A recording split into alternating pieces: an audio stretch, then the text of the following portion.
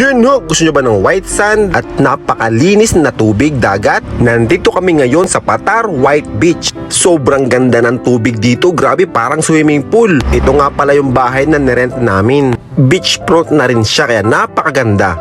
Basta ang sabi ko sa mga beauty queens ay magpicture muna bago maligo. Dine, ipot-ipot ng kaunti. Yan. Adjust. Kaliwa, kanan. Yan, smile. At kasama namin si Ate Inday. Yan siya, oh.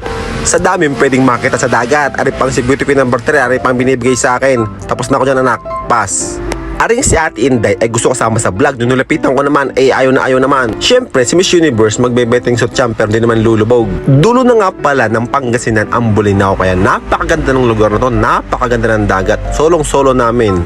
Nakakamangha talaga ang tubig. Sobrang linaw. Grabe. At nahagip ng camera ko ang poging-poging aray.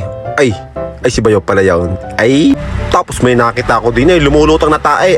Tao pala yun. At naligo na rin sa wakas si Miss Universe. Roses are red, violets are blue, and I'll never ever stop loving you. Ay bakit mo kinisya? Hindi ako galing sa dagat.